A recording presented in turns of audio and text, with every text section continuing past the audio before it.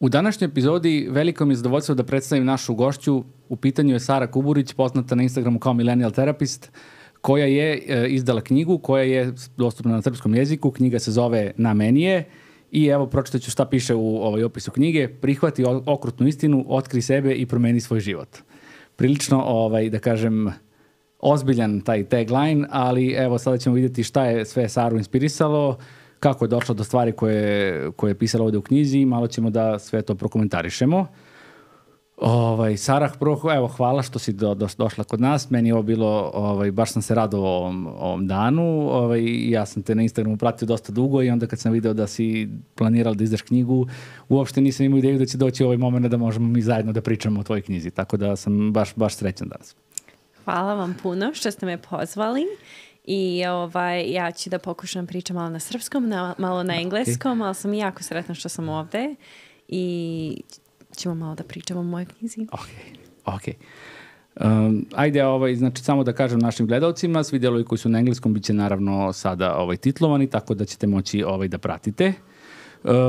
Eto, ja ću Saru pitati tako, probat ću da pitam što više na srpskom, a onda kad budemo komentarisali malo ćemo se vratiti na engleski, tako da, eto, da znate da će biti tako, ali eto, ponovo pominjem, bit će omogućeno svima da to mogu da isprate. Prvo što me zanima je to i tvoje ime na Instagramu millennial terapist. Kako si ga uopšte odabrala? Ja sam, mislim, nas dvoje smo ovde ponosni predstavnici milenijalske generacije. I to je jedan od mojih omiljenih tema. Ja sam ovdje u radnim epizodama dosta o tome govorio. Šta ti misliš da su glavne karakteristike milenijalaca i po čemu se, na primjer, razlikuju od generacije Z koja je došla posle njih?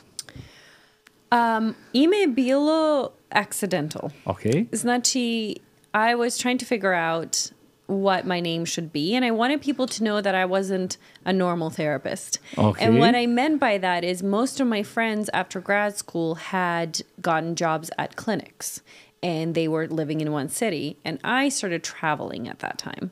So I was in the Middle East, I was in Europe, and I was in all these places, and I wanted to signal to people that, like, yes, I'm a therapist, but also I have an unusual lifestyle that's very millennial. So a lot of people think the name is there because I'm speaking to millennials. Okay. But in reality, I actually chose the name because I am a millennial. Yeah, of course. So, yeah. Yeah, of course, you're speaking to everyone. I understand that. But you mentioned traveling. Is that something you consider to be a defining characteristic of millennials? Pa mislim da smo mi prva generacija koja je to stvarno ozbiljno krenula da radi. I čak da radi i da putuje, što moji barem roditelji ili prijatelji mojih roditelja i ta generacija nisu toliko puno radili. I ja mislim da taj nomad life je jedan deo te millennial lifestyle. I think what happened with millennials is that we broke all the social norms. Okay. We completely changed how people were meant to live their lives. We said, we don't like the old script that our parents had. We ripped it up. We threw it away. And then we started to have this unusual way of existing. But the problem was that we didn't know how to do it. So we developed a new world and then had no blueprint for it. Yeah, okay. I think that's very, very encouraging to hear because, on the internet, millennials are usually represented as, everybody jokes and they are always the target of the jokes because they are portrayed as, lazy, lost and, cannot find their place. They don't have no idea what they want to do with their lives. Mm-hmm. And, when I read about the differences between the millennials and Gen Z, what I found was people who wrote thought that millennials try to change the system from within, and the Gen Z totally, even more radically, rip it apart, as you said. And there was one meme. It was how millennials and how Gen Z react when their boss asks them to work overtime. Mm-hmm. And the millennial said, "Sure, okay." And then goes home and calls mother and cries. And the Gen Z says, no way, I'm not going to do it. Yeah. So I think what I see as one of the biggest struggles for millennials is an identity crisis. Okay. And I think that's because all the structures that used to tell you who you were and how you should live your life are no longer there. Because we were like, we don't want that. But Gen Z, I'm finding, is more of an overall existential crisis where they have so much opportunity, so much freedom, that they're experiencing greater anxiety. They don't have the structure. And so they're plummeting into these really huge existential crises at a super young age. And that's been like a really fascinating thing to watch. Yeah, you mean like even at a younger age than us, millennials? Yeah. Yeah, of course. We're not young anymore. Yeah, of course, yeah. Yeah, well, what you said, I spoke here already when we talked about millennials and when we talked about that, the thing that's called quarter life crisis, yes. No more midlife, just,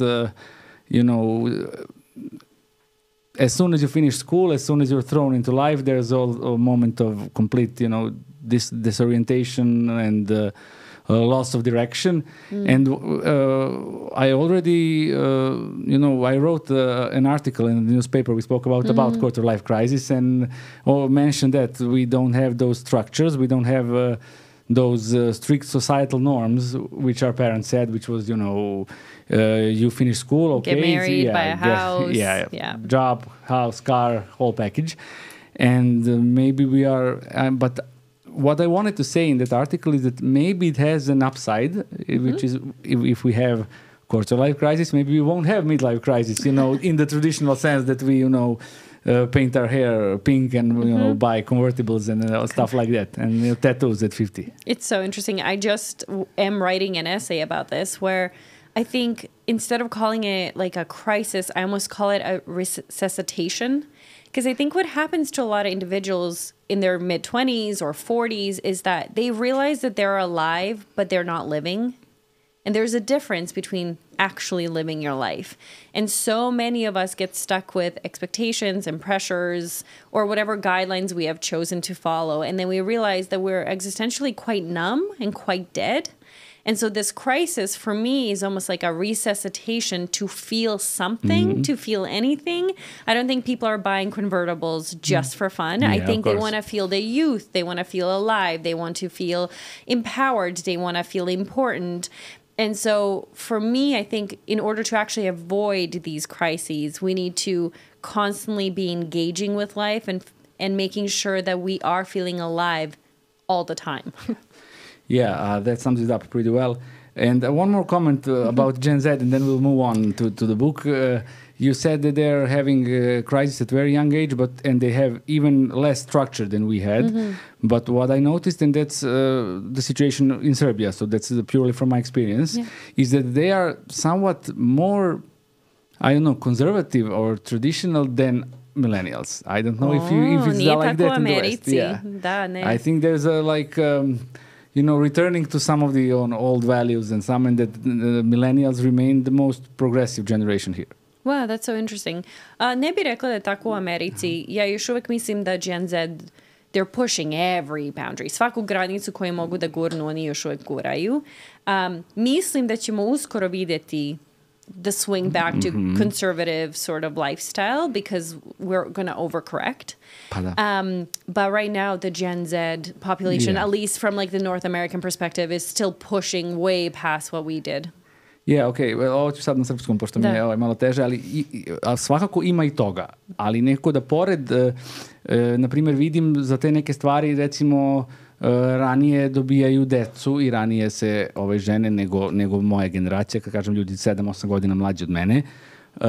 A druga stvar, to što si rekla, to je to toliko guranje do jedan ekstrem da se u stvari samo u jednom truku obrne novčić i to bude u stvari isto. I da zapravo sada imamo jednu, kod njih da nazovem najšire moguće, ultra levičarsku ili ultra desničarsku poziciju, a to su maltene, mislim, isti ljudi. Isti profili ljudi su na te dve grupacije. Neko vidim. Sad, Gen Z su i dalje adolescenti, pa to je, mislim, i sastavni deo adolescencije, taj neka sklonost ka ekstremima, pa ćemo vidjeti kako će biti kada oni potpuno sazru. Da, mislim, mi sad trenutno u Americi imamo puno konverzacija o non-monogamy i open relationships i sad skoro da kažeš da si monogamous nije više popularno. Pa ne da nije popularno, you're not enlightened anymore. Tebi kao ti ne shvataš sebe, ni život, ni ništa. Tako da smo mi u nekoj fazi gde ljudi beže od bilo šta je bilo tradicionalno. I ja mislim da će there will be Gen Zers who start getting married at 20, but right now I'm not really seeing that. Yeah. Yeah. Okay. So now we'll move on to the book, and first I want to ask you the title of the book. How did you come up with it? Painfully, I think the title is sometimes the hardest part. Yeah, of course. Every time, I think. Yeah. So I think what is really important to me is the message of responsibility. Oh, okay. And I noticed that throughout the book, I would say the phrase, "It's on me," or "It's on us." And so one of my editors was like, "Hey, you say this all the time. Why don't you make that the title?" And I kind of like it. It's a bit provocative. Okay, it is. It's that the call to responsibility is sometimes hard to hear, but I think it's in the end very encouraging because it's better when it is on us than being controlled by some powers we can't influence in any way.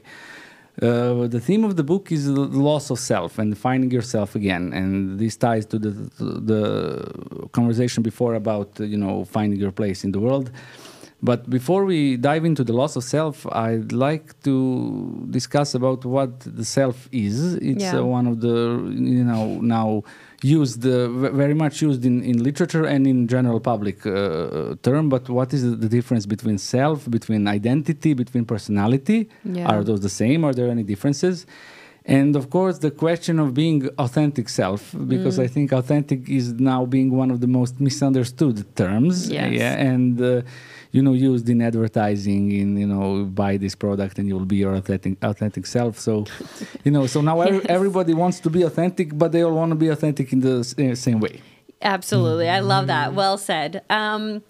So the self is a very, debated concept from philosophy to psychology to probably medicine. And I have a very unsexy definition of the self. And that is, the self is an accumulation of choices, responsibility, and freedom. The self is essentially whatever you create it to be. Now, there is a lot out there on social media that talks about finding yourself. And I find that terminology quite problematic.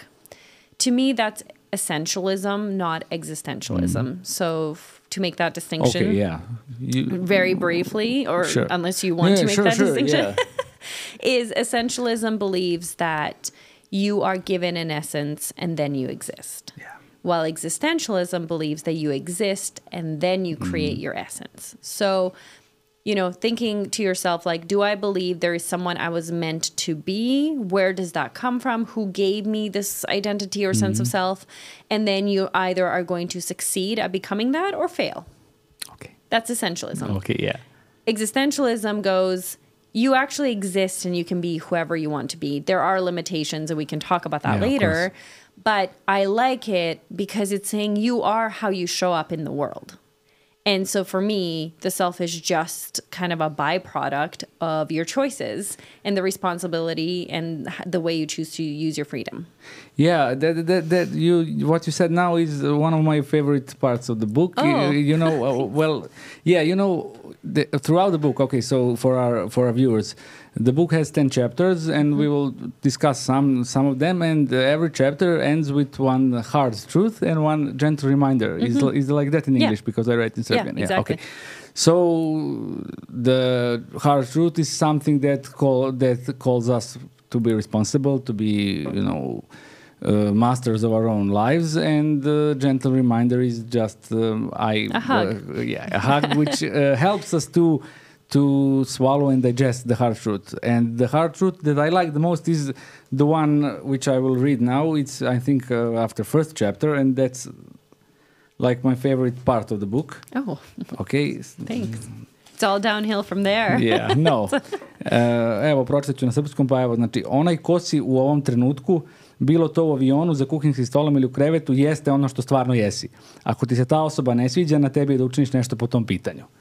And that's the point you were trying to make, and it's very beautifully written here, is that if we go down this existentialist path, you cannot find your true self, you have to create your true self.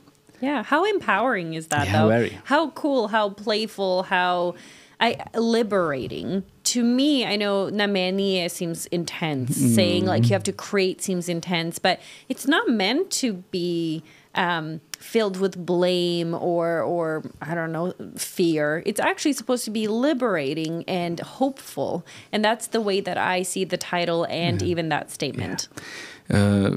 Do you know the show BoJack Horseman? No. It's an animated show on Netflix. Okay. It's the main character is a horse who is those are, you know, human-like animals who speak and everything, and he's a washed-up actor who was famous for some sitcom 20 years ago, and now he's alcoholic and self-destructive and stuff like that. It's a very, very good show because even though it seems silly, it's actually very dark and very, very emotional, and he's struggling with the question of is he a good person? And he asks his friend, am I a good person deep down? And she says something like, I don't remember exactly, but it's something like this. She says, I don't believe in deep down. What you do is who you are. So good. Yeah. I believe that too. Yeah. And, how do you define authentic? So I don't know if many people know this, but authentic or authenticity came from Heidegger. Okay. So Martin Heidegger, Being in Time, love that book. Love him as in the thoughts that he brought forth. And there's a German word for authenticity, which I will not try to pronounce because it's so hard.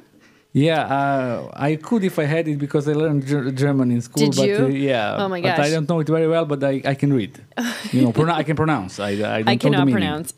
I remember doing an audio recording of my book, and we had to do that part like 10 times for me to pronounce it. But what I love about that word, when you translate it, it means to own, one's own, or ownness. What does that sound like to you? Sounds complicated and philosophy-like, but yes. It's responsibility. Yeah, of course. But how is the term authentic how did it become so misused and misunderstood? I think authentic was supposed to, I like the way I summarize it is an authentic decision is a decision you choose to take responsibility for. And I think what happened was there is something so integral about that, so pure, so aligned. And then I think over time, it became like an excuse. You know, when people go and do something really horrible or are really mean to someone, they go, well, I was just being authentic. Yeah, it's like an excuse. It's like an excuse, which is so interesting because the original translation is responsibility for your action, and now it's being used as an excuse. And I honestly don't know when that transition happened. Like, when did authenticity mean you feel good all the time?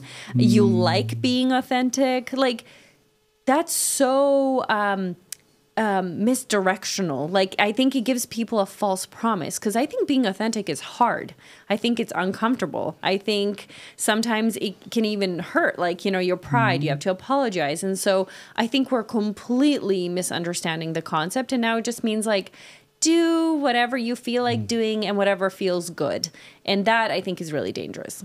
Yeah, absolutely. And, you know, the part that I mentioned about being used in advertising, it's sort of like, you know, the part about finding your true self. It's also, it seems like a shortcut, you know, own this or be that and you will find yourself. Buy this book and you know, just kidding. Yeah, of course. So you said being authentic is hard, it's uncomfortable, but okay, why should we do it? Because it's worth it. I think it's really hard to describe to someone what it feels like to own yourself or to be able to stand behind your decisions, or when you look in a mirror to truly respect and know who that person is. I think when you get a taste of that empowerment and that like groundedness, there is nothing that compares to that feeling. And I think, you know, when I make mistakes, which I do because I'm human, there's something really great about being like, that's my mistake. That was my own doing. I wasn't just a victim to life. And I find it so invigorating. And I think you're going to have a more fulfilled, I think the only way to have a fulfilled or meaningful life is to have an authentic life. So why do it? Because you want your life to mean something. Yeah, okay. Sold. Okay, Sold. good, yeah. Okay, so you mentioned existentialism, so I think we can now come back to it. It's, okay, you better explain it and then I'll tag along. what does existentialism mean to you? How did you become drawn to it, and how did you choose to choose it as something you do as your life's work? I think, and why is it so universally relatable? It's most of those people we will talk about, the great authors, they lived over 100 years ago, and the society's changed so much since then, and those messages are so relevant even now. Yeah. So I think existentialism, people are like, I understand existentialism. It's a bunch of old white dudes who really suffered and had a lot of questions about life. And I understand therapy, but I don't understand them together. And the way I like to describe it is, think about going to any therapist. When you sit in front of them, they need to understand what's going on for you. They need to conceptualize what your pain looks like, and then how they're going to help you get to your goal.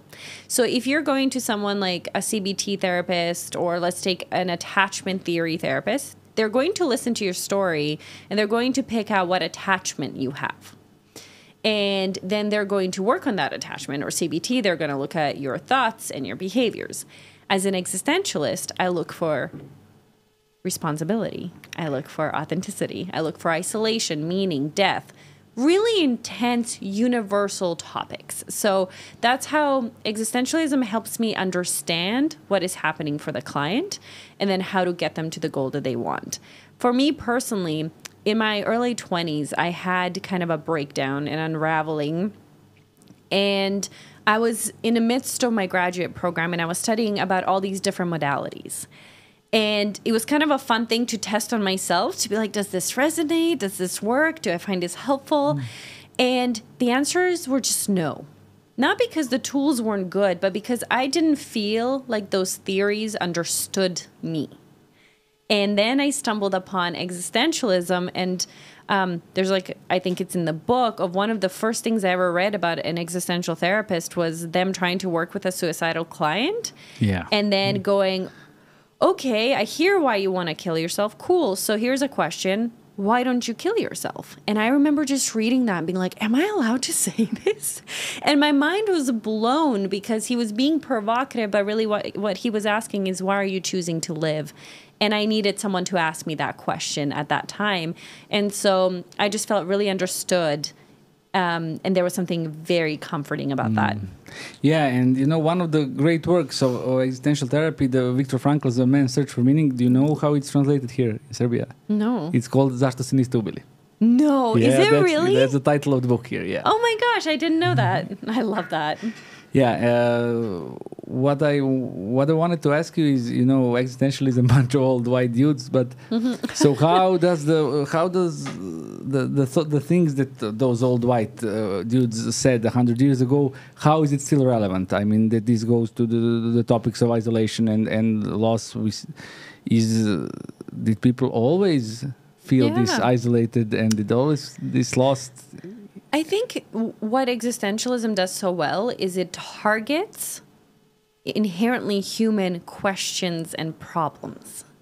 And so, I mean, they're all philosophers, and I think philosophers are incredibly intelligent individuals, and what they do more often than not is ask questions. They might not provide answers, but they ask a lot of great questions. And so for me, they were just observing humanity in its most pure form and asking questions that, over time ended up just being relevant in every single generation. But I think that's because it's inherently human to struggle with all of these things that are now considered existential concepts. Yeah, well, when I hear existentialism or think about it, my first association is always, the questions of the meaning of life, and how they approach it. And I think you covered it when you said about, what makes you. I think it's quite the same when you talk about what's the meaning of life. It's not given to you, and you create it, but it's still for many people it's still so hard to accept it, that there is no inherent meaning, no universal meaning. Of course, and some might even disagree with it. I think the thing for me in the book, I knew I couldn't give people answers. because everyone has to come to their own answer. So what I try to teach people is how to ask these questions and how to seek their own answers. Because I think when you're looking for a universal stamp of approval, like Sarah's going to tell me who I am, Sarah's going to tell me why to live my life, we're in trouble. And I hope that as you go through life, you don't give anyone that much power to fully mold your existence. It should be your job. Yeah, of course. But okay, so when we talk about you know, the loss of self you mentioned in the book, maybe we could begin by you describing how do we, you know, find out if we have lost ourselves. Okay, yeah. So okay. So if someone asks you, who are you, and you can't answer that question, great sign. Ali ima još puno. Na primjer, if you can't make decisions and you really struggle making decisions, that could be a sign that you're struggling with your sense of self because you have no ground on which to make the decision. It would be like saying, pick the best gift for this child, and you have never met the child. You don't know how old the child is. You don't know what the child likes. You don't know if the child struggles with anything. You're supposed to pick the best gift. So that's kind of why it's so hard for us to sometimes make informed decisions and we get overwhelmed, is because we don't know what we're basing it on. Then there's moments, and I don't know if this has ever happened to you, but you do something and then you go, what did I just do? Like, I do not recognize this person that just did that. And it feels like out of body experience, like there's another form of you that's doing something completely different. So having patterns in relationships or constantly molding to become who your partner wants you to be is another sign that you have a, you know, weak sense of self. And so there are so many. I think this is why it's such an interesting concept, is because the way that it manifests is holistic. Okay, I think that those questions are very good, and I think our viewers will, you know, I hope they will ask themselves those questions. I don't know, you asked me if it did that happen to me, that I do something and then, wow, what was that? Not that much, but the first one really resonated with me, you know, inability of making decisions, which I spoke about it here in some episodes, inability of, you know, choosing what to do with my free time. You know, when there are lots of options and there is no, you know I like to watch movies, I like to play video games, I like to listen to music, I like to play tennis. And so how do I choose between these on today? You know, I have 3 hours today, and how do I pick it? And I'm not proud of it, but sometimes I, you know, go to my computer and go to that randomizer, and so let it pick. I love it. Good for you. Okay, so what did you find to be, you know, the common reason? Why do people lose themselves? You know? Yeah.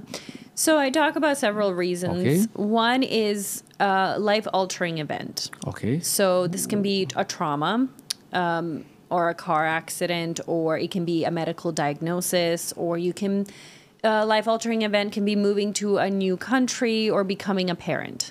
So what happens is you have like pre-event self, post-event self, and you don't know how to integrate them. Okay, yeah. And this is often what kind of causes some of that disconnect. Or if you get a diagnosis, you're ashamed, you don't want to have a relationship with yourself. If you experience some type of trauma, oftentimes disconnect is a very common consequence. The second way that it occurs is family rules or modeled behavior. So I'm not really sure why we're expecting for people to know how to be authentic if their parents have not practiced or shown them how to do that. Or if their parents never taught them about freedom or responsibility or choice, and instead imposed who they should be and how they should act and micromanaged them. So now they don't have even the skills to really become themselves.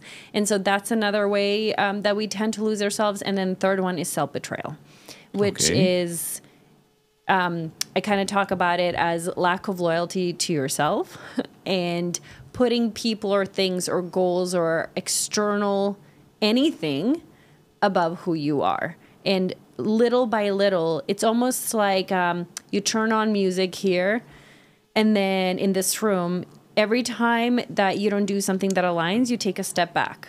take a step back, and eventually you're not going to hear the music. And that's kind of the metaphor of like self-loss.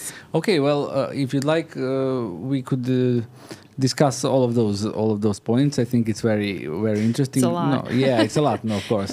But what I wanted to say about, life-altering events, they happen to everybody, Of course. It's of course, not everyone will be equally, impacted by a single event, whether it be, what you said.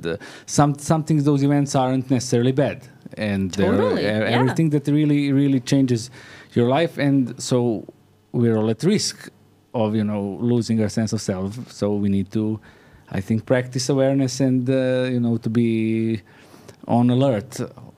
Well, it sounds dramatic, on alert, but, but I think it's true. You need to be perceptive of what happens around you. I just, we don't need to discuss it some more. I just wanted to share my associations about family rules. That it's extremely interesting to me. Because, the example in your book about one of the most,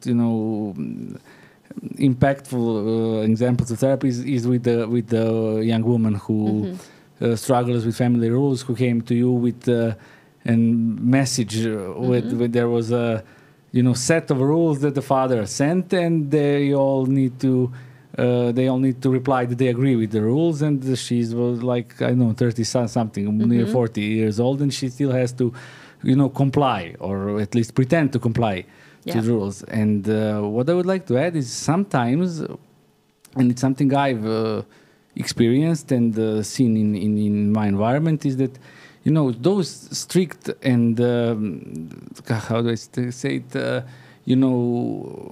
obvious family rules, which are visible for everyone, you can rebel maybe easier, but there are also some rules which are, subtle and like subtext and something that's not spoken, but it's footnotes.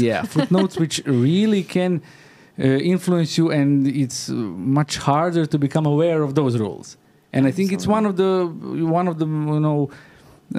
things that clients have the most progress in therapy when they become aware of those rules that are somehow, those are family rules, but also the rules of a broader culture. Everything is so implicit, and you don't think about it, but it's there. Yeah. And it can definitely, steer you away from your sense of self. And of course, self-betrayal. In the end, what you wrote about in the book, which I liked very much, was, the self-betrayal that happens in relationships. It's that eternal question: how much compromise is okay? How do I, adapt? Because we do need to adapt, and we do need to belong. And how do I adapt and not lose myself? And it's so hard. So hard. I mean, anyone who's been in any kind of relationship, not even just romantic, will understand how hard that is. And this is kind of like a hot take, I don't think compromise is really that great. Okay. I think oftentimes what ends up happening is you have two people that didn't get what they want because they have met in the middle. And at the same time, I think compromise is necessary. So the question is not, do I compromise or do I not compromise? The question is, what do I compromise on? Okay. So compromising on preferences, even wants, to a healthy extent, totally normal. Do we go out and eat Italian food or Chinese food? That is probably not going to impact your sense of self. You're probably okay, and you can have the Chinese food if they want to, right? But compromising on needs, boundaries, values, beliefs, that's when the problem ensues. But, usually in relationships, people who betray themselves, they are more than ready to compromise those things. Of course, because they want to be loved and they want to be seen and they want to be appreciated.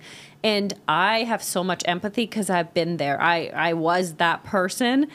That being said, is if someone loves you for not you, you're not going to feel loved. This is a lesson I had to learn.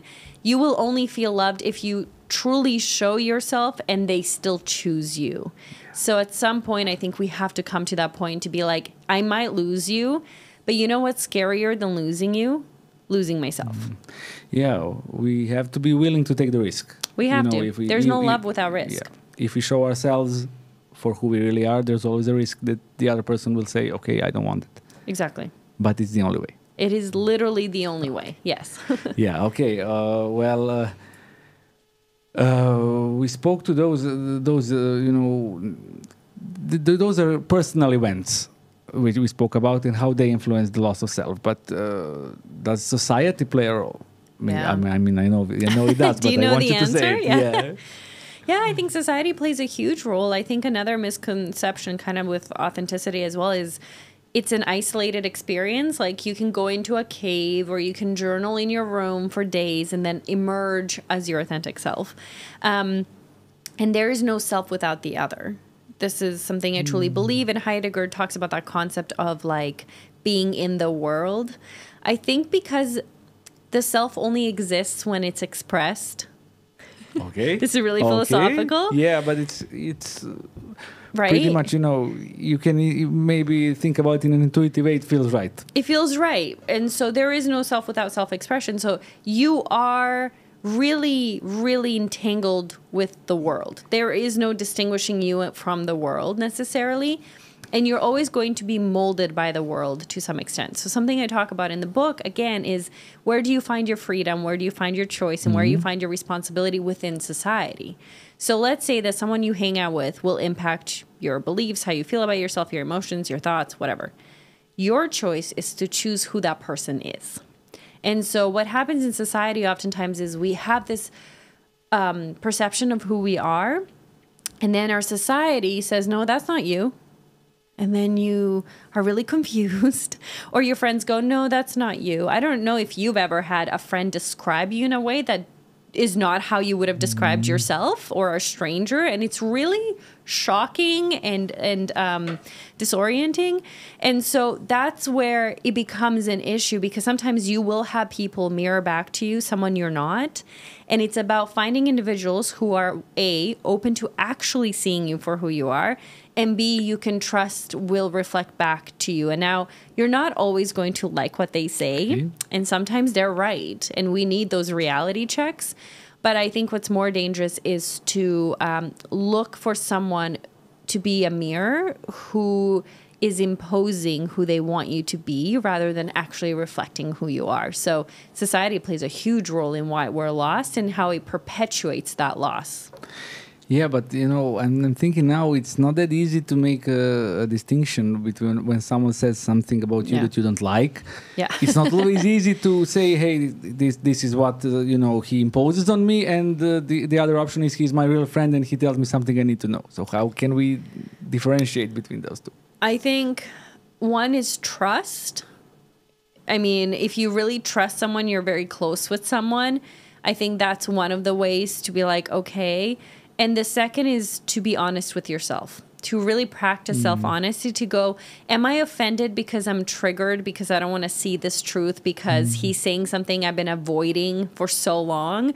Or is he saying something that's so shocking and doesn't align at all? Being triggered is not the same as just, just because you're triggered doesn't mean they're wrong. Okay, yeah.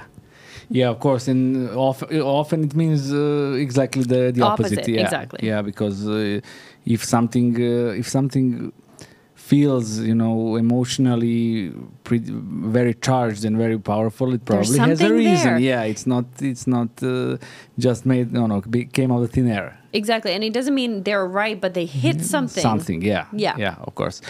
And this is what I wanted to ask you some time ago, but I forgot. And it's and it's in the book. And you say that there are, and I think this will be interesting for people to ask themselves about. You said there are people who lose themselves somewhere along the way, and the people who never had a true self. So, So the first question is, how can we never have ourselves? And the other is it important in the end? Which category are we in? So no, there's absolutely no difference if you knew who you were and then you lost it versus you never knew, because the point is you're lost right now, and that loss is going to feel pretty similar. Now, actually, sometimes I think it's harder for individuals who did know and lost it, because often what they try to do is go back. Yeah. and there's no going back. So it's almost this false safety they have, and they're like, if only I could be how I was before, blah blah blah, and then they try so hard, and it's never going to be authentic, because your authentic self can never be found fully in the past. And so individuals who've never developed their sense of self, that's very possible. Think about the society we live in now. Yeah. So unless someone modeled it to them, unless they were taking that responsibility, that freedom, they're not going to just all of a sudden do it.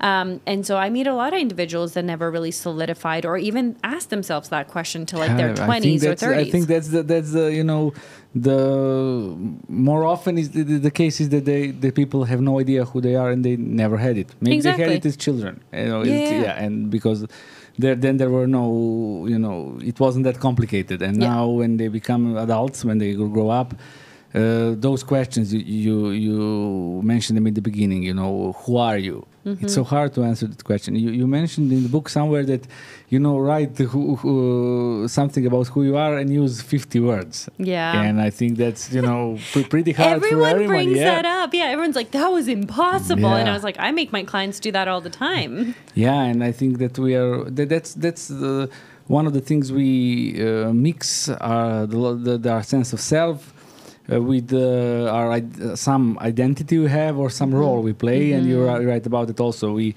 tend to see ourselves only through the lens of the role we play. So you say, if you said, you know, I'm Sarah, I'm a psychologist or therapist, and we see only that, and it's not enough. It's not enough, but it's interesting. It happens all the time, I'm sure, for you as well as a professional. A lot of people just know you as the professional. Yeah, of course. And so it's so interesting to have only that reflected back to me. Let's talk about society reflecting, because all they reflect back is like a very little piece of me. And then I have to get others to reflect the fact that I am, you know, a friend and a daughter and a sister and all these things to feel fully seen. And so I think for a young professionals, it's really easy to over-identify with that role. And it's like those therapists who always speak like therapists to everybody because they're like really, you know, they are a therapist. And mothers, for example, that's a huge one when you become a mother because it takes up so much of your time. Yeah, I love that example from the book about the mother. Yeah, I wasn't going to mention it because I forgot, but now I am.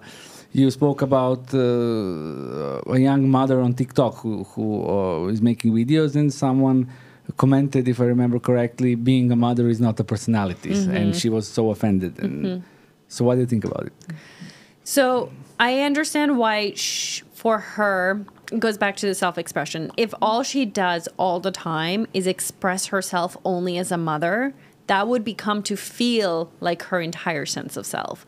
I think the other person was trying to point out, you're taking this role way too seriously, and there are other aspects of you that you're ignoring right now. And that's really hard to say to a mother, and I don't even know if that's an appropriate or a kind way to say that. But I do think it happens to all of us where we go, okay, here are two things that I'm doing right now, and that's all that I am. And then, for example, your work becomes your identity, then you lose your job. During COVID, when people couldn't work, and that was their sense of identity, we saw a huge spike in identity crises because they had absolutely no idea who they were outside of work. Yeah, but the thing about the mother, which this is just my own thinking, and what happens is if you already had a weak sense of self, you're probably more susceptible to have one role take over everything. And if you had a strong sense of self, then you could maybe more easily integrate those new roles without losing everything else. Absolutely, yeah. Yeah, and you mentioned COVID and identity crisis, and identity crisis is one of the buzz terms, you know, nowadays. And this isn't from the book. This is all some of my own interests. How do you think that the identity crisis the young people are going through is in any way connected to the overabundance of choices everywhere? Because we talked about it in some of the earlier episodes. You know, it's it's in every area in our life. We have so many choices and so much freedom, much more than ever before, and it's so hard to navigate. Take reading, for example. It's supposed to be something you love, and you go to university or study, and maybe 30, 40 years ago they would say you find those books and you will find them. Maybe you struggle to find some, and now you have every book ever written in English. Here, you need 2 clicks and you can buy it, or find it anywhere in any other form. So how do you choose? Everything is so confusing and so disorienting. And dating culture also. There's so many choices. You're swiping on an app. It's like you're shopping. Yeah, and it's crazy. And there is no, when there's so many choices, you're always left wondering, did I make the right choice? Because you don't have any, and you don't have any criteria to find.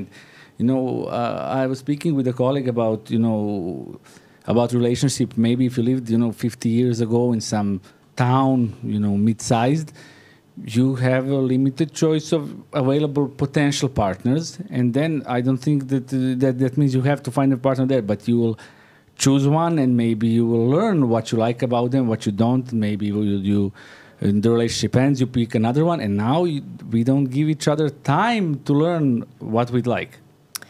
No, and also, you'll hear stories like, I went on a date and I will never see them again. I'm like, oh my gosh, what happened? I really didn't like the color of their sweater. Like, it's as if it's a product that's supposed to be custom made for you, but then to your point, you don't even know what you want it to look like. So people are going in and just being like, I'm just going to see how I feel. It's like, yes, your feelings should definitely be a part of it, but you cannot get a partner that works for you if you don't know who you are. Because who is this partner dating? And again, it goes with the multiple choices. Like, how are you going to make a choice about a partner or what you do in your free time if you don't know who is making that decision? And so dating has become completely chaotic, but also really unrealistic. People are expecting perfection, and people are always thinking there's so many other opportunities. What if there's something better out there? And I have clients talk to me about that all the time. Like, Sarah, how can I be happy and content if there's 100 other guys I could be going out with, and what if they're a better fit? And what do you say? That's what, come to therapy and I'll tell you. Yeah, well, I think that we all struggle with it because we are, growing up in that culture, and I really don't have an answer when people ask me, how do you choose? How do you choose which book to read or what movie to watch? There is no answer. You just try. You just try and live with it. Yeah, it's like, take responsibility for a choice you make. There is no ultimate right decision. I think there's a lot of beliefs that are making us stressed out when making decisions. But what if there's multiple partners that work for you? What if 100 books would be really good to read? What if, and just realizing that you're going to ultimately make a choice for the one that aligns with you at that point, and there might be others, but you're okay with the choice that you made.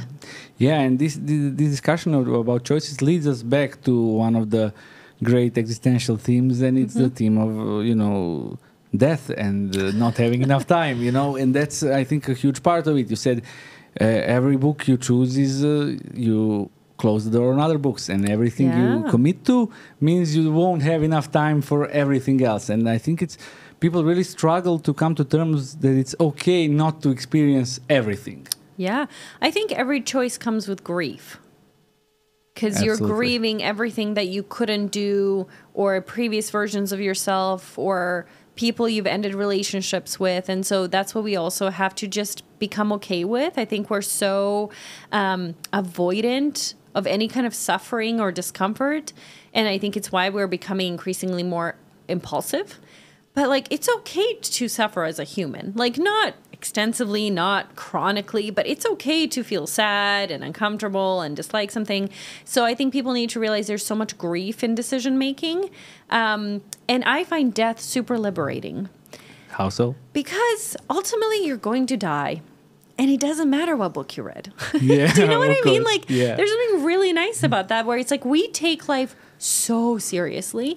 And I think we don't take a lot of responsibility, but it should be the other way around. Yeah, take responsibility, but play with it. Play with it, yeah. Yeah, and that's, we mentioned Viktor Frankl, and he always used humor as one of the, main remedies for the, seriousness of life and for the tragedies of life. Yeah. Even like, he's so cheeky. Like, he's so cheeky about everything. I think at the start of his book, there's someone asked him, how do you differentiate logotherapy, which is his therapy, to psychoanalysis? Yeah, tell us, please. And he goes, well, before I answer, can you please describe what psychoanalysis is? And I think the person, I'm paraphrasing, the person said something like, well, in psychoanalysis, you lay down and you have to say things that you don't really want to say and that are a little uncomfortable and scary. And he goes, well, in logotherapy, you can sit up, but you're going to hear things that you don't want to hear. And I absolutely love that because he's being so cheeky, so playful, and also defining the therapy very accurately. But I love it. He always finds ways to just kind of make light of the situation. When that question, if you ask a professional, they can take it so seriously, get so defensive, give the exact differences. He was like, hey, we're just going to... We're just going to do this. We're just going to talk about something, and maybe you won't like it at the time, but it's going to be good for you. Yeah. Exactly. Yeah, he was always, provocative and always, takes little jabs at you and says how, then looks at how you will react and how you will respond, and then that's an information that's important. Of course, I love it. Speaking about death, very, very cheerful subject, yeah. Of course, I think that, as you said, if you don't have that mentality which you described as that it's liberating, there are definitely, bad sides to dying, but of course, but if you think only about those bad sides, I think life is completely unbearable. It's scary. Very scary. Yeah. But it should be scary sometimes. That's what I like to say. Lots of people that I'm in contact with completely avoid the subject like it's something that you must never talk about dying. Never. Or, won't acknowledge that they have a fear of dying. And I think do you think it's possible not to have a fear of dying? I think it would be strange to have no resistance to non-existence. Yeah. I think a lot of people, I think there's two categories of people. People who are scared of not existing and can't fathom non-existence, and those who are actually scared of the process of death. So will it be painful? Will it be slow? But I think everyone, it would kind of be an odd evolutionary thing not to have anything, any resistance to not existing. Yeah, but what I read in a book some time ago, which I really liked, and it's by also an existential philosopher, but quite modern. His name is Carlo Sprenger. Oh, this is from Switzerland, yeah. And he spoke about, us people. We don't have the awareness of our mortality in our day-to-day lives because it would be impossible to live if we thought about it all the time. Yes. But when something happens, when someone we know dies or some accident happens or something, then we are briefly put in something he described like acute state of, being aware of your mortality. And he describes those moments as powerful, potential moments of potential change. Yeah. And those are the moments where you can redefine your life and find new meanings. But you can't think about it all the time. No, but if you didn't have death, you probably wouldn't find life very meaningful. It's like, here is all the pizza you can eat all the time. Or here is, if something is infinite, we stop seeing value in it. And so as humans, yes, death scares us, but it's also something that makes the fact we're alive mean something. Yeah, that's very well said. Thanks. Okay, so what I wanted to talk about next is we spoke about being in a society. You can't escape from it. You are. Before the question, what I found quite common in people who begin, reading lots of psychological literature, begin understanding, working on themselves, they sometimes get lost in their own minds. And that's the part of their life that goes missing, is the interaction with the world. And as you said, we cannot, the self doesn't exist without the other. So what I liked about the book is that you didn't promise people, hey, you can be yourselves and you don't need any validation from others, because it's completely impossible. Yeah. Yeah. So the great question is, how do we find balance in that? How do we, fulfill our need to belong, which we all have, and to protect ourselves? Yeah. So I think it's all about balance. I think your internal validation always needs to be at the forefront. And then obviously you need external validation. So again, it's who are you choosing to validate you? Yeah, of course. That's the thing about choice, about always having choice. We cannot force other people to validate us, but we can choose whose opinion, whose judgment we care about.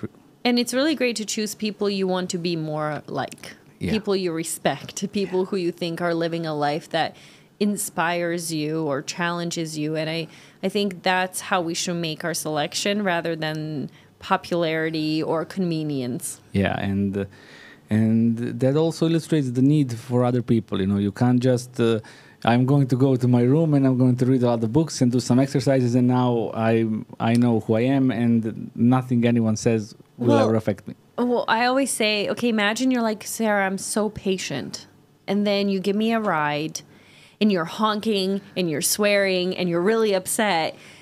In that moment, and I go, hey, you're looking real upset. You're not very patient. You have two options, because now the self is expressed. Now the self actually exists. Before it was just in your head. Yeah.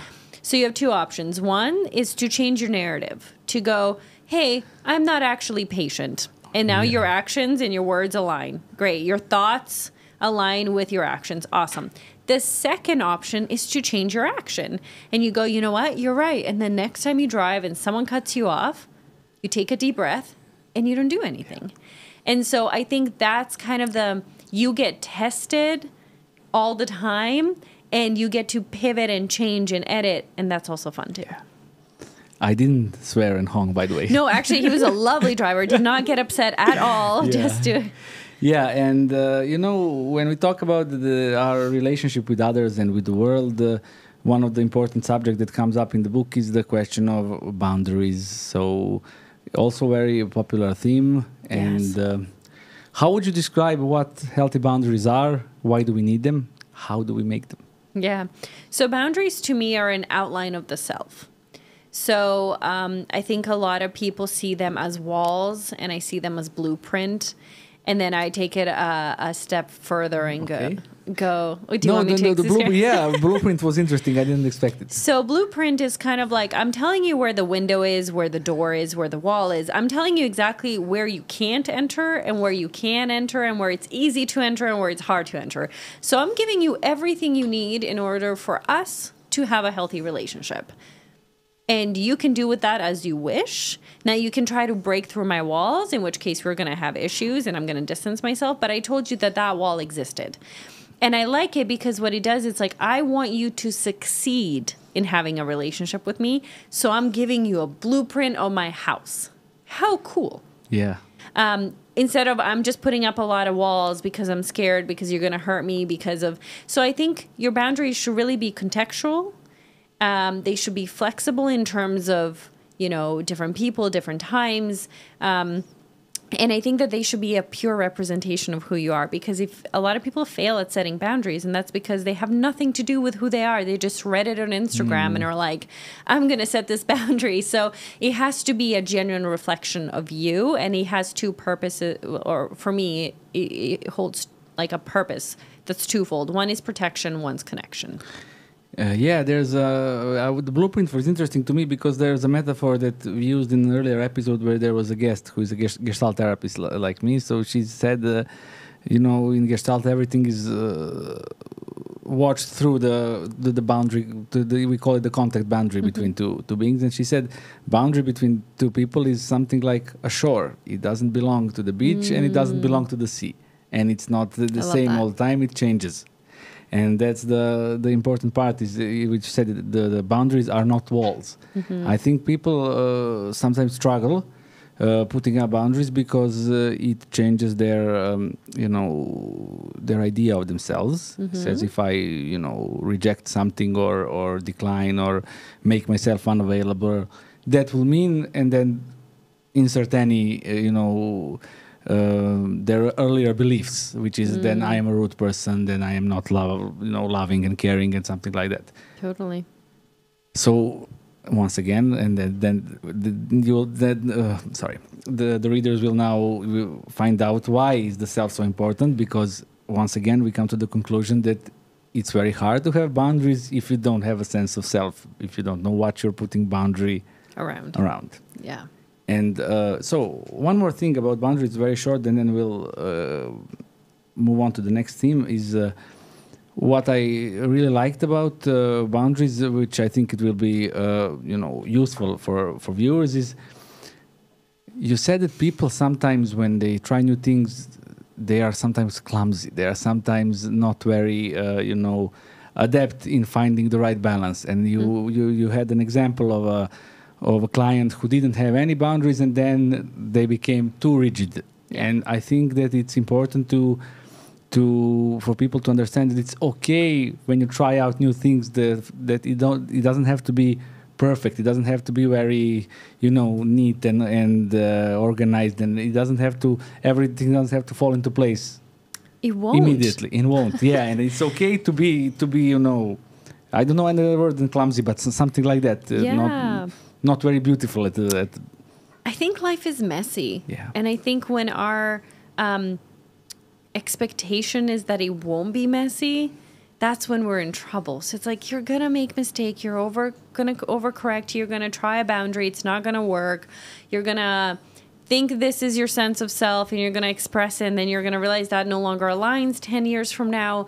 And so thinking about it in terms of messy and fluid and playful can be really, really helpful. Otherwise, you're going to beat yourself up. You're going to be like, I set a wrong boundary and I'm such a terrible person, or no one's going to love me. And I think just understanding like, hey, it's a boundary. You can put it up, you can put it down, you can change it. Again, it's about just giving yourself some space to create and grace that you're going to make a mistake. No matter how much you work on yourself, you're still going to make mistakes. Yeah, I love the balance in your messages about it's like everything is like the combination of hard truths and gentle reminders. You say so many things that are probably uncomfortable at the beginning, but then with so much care. And so we talked about loss of self, I think, quite enough now. So how do we get it back? I mean, I know it's it's what the book is about, but. Yeah. I'd like you to say something about is it possible, and is it... Yeah, of course it's possible, and it's never too late. And I think something to just remember is that your decisions that led you to become a person you don't want or like anymore are the same decisions that can change that, and you can become who you do want to become. What I mean is, don't make the same decision, but like you can make decisions, and it's about just being observant, so self-aware, and then intentional. If I was to boil down 10 chapters, and there's a lot of them, it's like, become more intentional. Understand that every choice is an important choice. What that means is that every choice molds you a little bit. So are you going to have coffee or matcha? Are you going to meet up with a friend or not? Are you going to keep dating that person or not? Are you going to choose to have a child or not? Are you going to... And I think it's just important to take it seriously and make decisions that are responsible and that belong to you. And I think slowly over time, the self gets more created, more constructed, and more clear. I talk about how the self has the emotional self, the mental, and then the physical self. And what's easy and kind of fun is I get people to rank that, being like, which self are you most connected to and which are you the least connected to? So the one you're least connected to, start there. So if it's your physical self, you're like, I have no idea. Me and my body don't have a relationship. Start observing how the body language is when you're talking to someone you like or don't like. about sensations, about are you getting headaches always at the same time? Why is that? So becoming more aware of that part of you, if it's your emotions, identifying emotions, your beliefs around emotions. And so I kind of go through the 3 categories, but if you're listening, I guess it could just be fun for you to go, which self am I most connected to and which am I the least connected to? Yeah, and what you said about, it's all, it again boils down to the self being ever-changing and never too stable. So every decision influences. There is something else also from Gestalt, which we call the paradoxical theory of change, which means that we cannot force change, and in order to change, we need to become fully aware of what we are right now.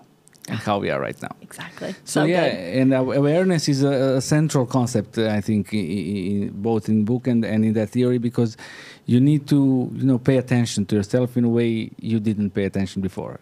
Absolutely. And I think that when you talk about, the physical self with our bodies, I think it's one of the areas we are, in our culture, the least encouraged to pay attention to. And there's so many people with unhealthy relationships with their bodies, and we don't listen to what our bodies have to say. We don't appreciate it. We think that when we are tired, we think, oh, I'll ignore it. This stupid body doesn't support me in the way it should. And as you said in the beginning of the book, when you described your panic attack, sometimes the body sends us the message when we don't want to hear it in any other way, and we cannot go against our body signals when it comes to that point. Because the body is so powerful that you cannot run away from it. Our body is so amazing, and I think part of the issue is that we think we own our body. Our body's a tool. Our body is something we trade. It's a currency, rather than understanding that the body is the self. So we devalue it. And in the book, I compare it to like going to the best heart surgeon in the world, being like, oh my God, I love your hair. And he's like, I just saved someone's life. Like, that's what we do with the body. We go like, wow, you look so nice. But your body is processing everything you've ever experienced. It holds your being quite physically. It is who you are. And I think until we realize that dynamic, we're going to have a hard time respecting what he has to say. So I didn't respect what he had to say. I wasn't listening to what he had to say. And then he yelled at me. And then I was so mad because I was like, how dare you yell at me? And how dare you control my life? And that's what it felt like. It felt like it was controlling my life. And now I look at it as it saved my life. Without that panic attack, I would have kept living my life exactly the same way. But it was like, oh, this girl is not going to stop. So I'm going to have to stop her. And I'm very, very grateful to my body. You can't beat it when it wants to stop you. Oh, you cannot do anything. Yeah. And I think it shows its true power in that moment. Yeah, and I think besides our bodies being wise, they almost always tell us something. And what I see in people is when they don't have any, when they're on a cognitive level or an emotional level so disconnected from their experience, there often is something you can find in the body.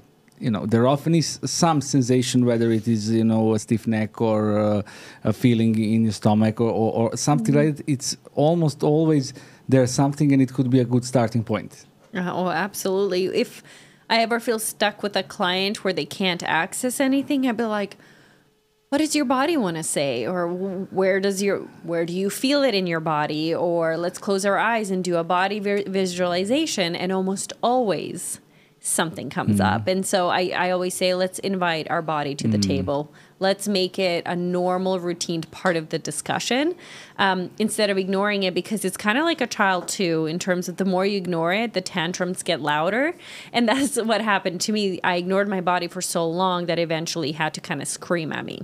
Yeah, and I think there's also one of the things you mentioned, and it's also a technique that's used in Gestalt therapy, is giving voice to the body sensations. And that's when I say I feel, I don't know, maybe a burning sensation here, or a tightness in my stomach, therapist could ask, what would that sensation say if it had a voice? Yeah, and if your tears could speak, what would they say?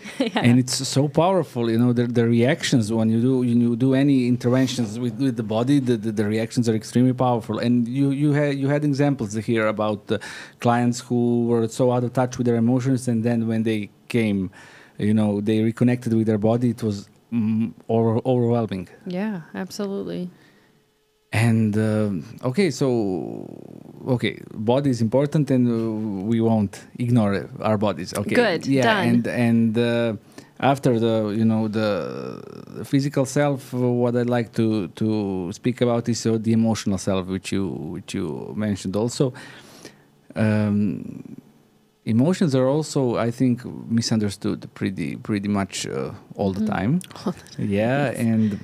What I really liked is you wrote that there's always a reason for our emotions, and I think it's people sometimes think it's a hard truth, but I find it so empowering. But people all the time say, I'm feeling like this or like that, or irritated or nervous or something. I have no idea why. Yeah. And they find it hard to accept that there is a why. Yeah. But for me, it was so comforting to know that I can't feel bad if there isn't a reason for that. For sure. I think we've been taught that our emotions are irrational, that they are destructive, that they're going to lead us astray, and that we need to be really logical in order to make proper decisions. You should always listen to logic and never to emotions. And I think that narrative that's become so global is incredibly damaging, because your emotions are messengers. And they're incredibly important messengers. And I don't think we should ever make a decision 100% on our emotions.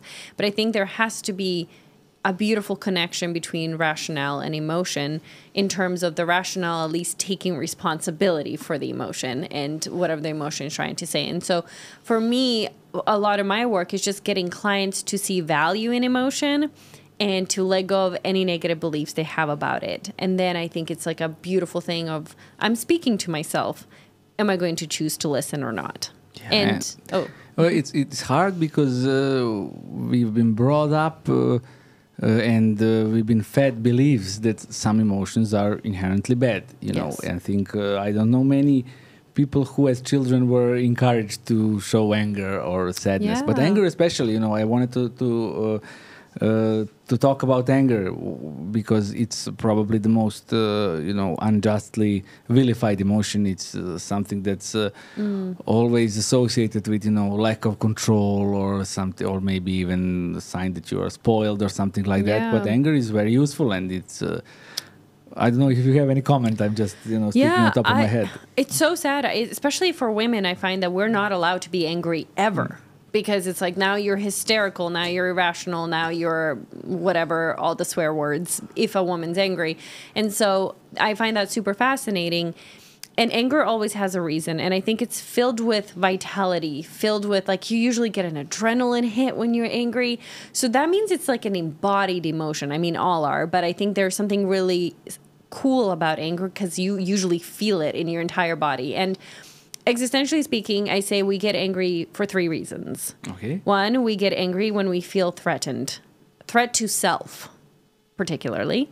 2nd is when our boundaries are being violated. And 3rd, when our needs are not being met. So next time you're angry, ask yourself which of the 3, if not all, is happening. Because that way you will see how your anger is trying to protect you. Now, anger is not an issue. The way we express anger can be an issue. So that evaluation gives you space to process and then choose how to respond to your feeling of anger. I don't think just because anger is a valid emotion does not give you an excuse to be destructive. And yell at people all the time. Yeah, of course. I think you described it beautifully as the interplay between emotions and rationality. We can, feel our emotions, and then the rational part of ourselves will choose our reaction, which should not be ignoring the emotion at all times, because the emotion is bad. Exactly. And, also in Gestalt, we have, Fritz Perls, the founder of Gestalt therapy, also wrote a lot about anger and aggression, but not in a negative way. He says he spoke about he called aggression everything that it's reaching out and grabbing something from your environment. So it doesn't have to be destructive, you know. But he said also the role of anger, and in the context of boundaries, he spoke between us. Anger makes boundaries more visible. You know, it makes it solidifies them, and so that's it aligns with your examples. How when our boundaries are being crossed, we get angry to, you know, it's a line in the sand which says, okay, no more. And sometimes we don't even know we had a boundary until we get mad. And then we go, oh, that was a boundary. And I think that's so fascinating. Our anger can teach us so much. Yeah, and it's all about awareness. It's all about, you know, being there and being present, and I don't know, just I don't know how to say it, but just pay attention to everything you feel and everything you think. And, you know, I don't think that it's possible to have any completely rational decision, because no, of course it's also a false dichotomy, like when we spoke about body and mind, and how it was also separated for a long time because it was easier to understand it at the time in that way. And I think it's the same with thoughts and emotions. We cannot completely separate them. There's also a pretty bad example of how we understand it from, there's a movie called Equilibrium. It's a sci-fi from the beginning of the century, and it's a dystopian society when the emotions are forbidden, and there's like the main villain who's at one point literally screaming at someone else, "I have no emotions." And it's, you know, it goes to show so how we, you know, don't understand emotions at all. And okay, so what I'd like to hear from you now, just before the end, a little, I say for my sake, some questions about existentialism. You mentioned Heidegger. He was you mentioned him somewhere as your favorite. And who else do you like? I mean, you mentioned Sartre a lot, and you mentioned Frankl a bit. One of my favorite lines that they never cut, and I wrote it as a joke, and I was like, they're for sure going to edit this out, was my boy Sartre, because I mentioned him so much. I don't know how they translated that. I don't know either. Okay, I'll look it up later. But it's like clearly a joke in English, and that's because I kind of fell in love with him as I was as I was reading a lot, and as I was putting his ideas in my book, I was like, wait, we kind of vibe. It was similar. So yeah, Sartre, Kierkegaard, Heidegger are probably some of my biggest inspirations. I do like Camus as well, just was never as much into it. So I think you always pick favorites in the way that they write and present ideas. Viktor Frankl was huge, and then obviously his pupil, his student, Alfred Langley, who completely... Yeah, he was a new name for me. Yeah, and he's so chill and under the radar, and he's doing incredible work. He's the father of existential analysis. He was my doctoral supervisor, so he definitely had the greatest impact on my work personally. Yeah. You mentioned Camus. I think he's probably my favorite, and I find him incredibly optimistic, which no one around me does find. That's me and Nietzsche. I find him so funny and kind of... Anyways, keep going. No, okay. What I wanted to say is that there are so many beautiful existential pieces of art which people probably don't know that they are, you know, based in existential philosophy. I keep thinking about the movie Taxi Driver with Robert De Niro, which is one of my favorite movies. And then I heard Martin Scorsese say, well, Taxi Driver is basically Dostoevsky's Notes from the Underground. And I hadn't made that connection before. Oh my gosh, you blew my mind. I love Dostoevsky. Okay. Yeah, I also love Dostoevsky. I think some of the I think even Freud said that I didn't discover the unconscious. It was the poets and the writers and the philosophers who really knew the most about human soul. And while we read Dostoevsky, I think Brothers Karamazov, probably one of my favorite novels of all time. So much to say about responsibility and about freedom and the relationship.